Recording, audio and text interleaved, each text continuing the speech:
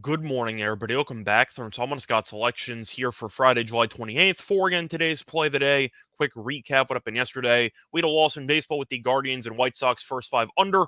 4.5 runs at minus 115 on bet 365. Looked decent early, but then Cease fell apart in the third inning as the Guardians scored 3 runs. Cease was really bad for most of the start, and he kind of let us down there as the first five flew over. So picked up a loss there. Look for a winner here on Friday. And for today's play of the day, going to go to baseball once again. Can look at a matchup between the Phillies and the Pirates taking place at around 7 p.m. Eastern Time. And for this game, we're going to go with the road team here. Going to take the Phillies money line at minus 148 on WinBet. Time recording of 9:30 a.m.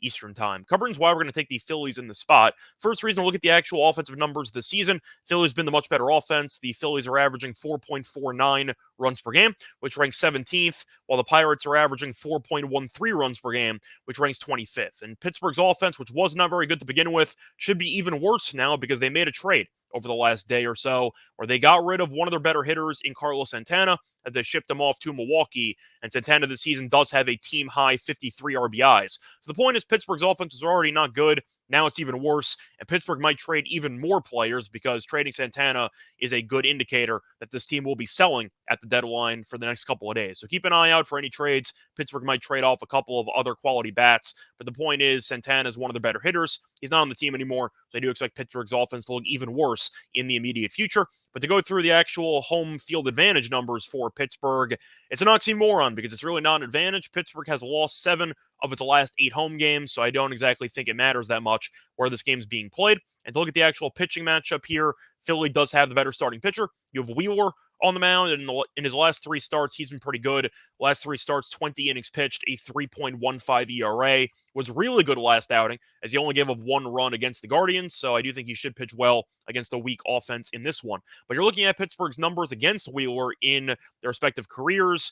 Really not that impressive. 26 plate appearances, a 240 batting average, and a 269 on base percentage. Point is, Wheeler's been pretty effective against this lineup in the past, and I think it should be a similar story here on Friday. Meanwhile, you're looking into his pitching for the Pirates. You have Mitch Keller, who made an All-Star game, which was a bit shocking. But since then, he's been really bad. He's made 2 starts since the All-Star game, and he's been useless. 11 innings pitched, 19 hits allowed, 11.45 ERA. So it does seem like Keller's regressed pretty badly, and as a result, I think he should get shelled in this game, especially when you look at Philly's offensive numbers against Keller in their careers. So Philly's active batters have 68 plate appearances against Keller, a 443 batting average, and a 500 on base percentage. Once again, 68 plate appearances is not a small sample size. That's actually a decent number, and Keller has consistently gotten torched by this team. I think he's going to struggle once again, and with a pitcher that once again has an 11-plus ERA in his last 2 starts, I think it might get ugly, and I think Pittsburgh might fall behind early in this game. But to look at the actual head-to-head numbers, Philly has dominated the head-to-head as the Phillies have won 6 of the last 7 meetings. But simply put, you have a much better team with a much better offense and a much better starting pitcher that's laying 148. I know that might sound a bit juicy. If you want to play it a bit riskier, you can take the run line at plus 110 on DraftKings. But the point is, Philly's the better team.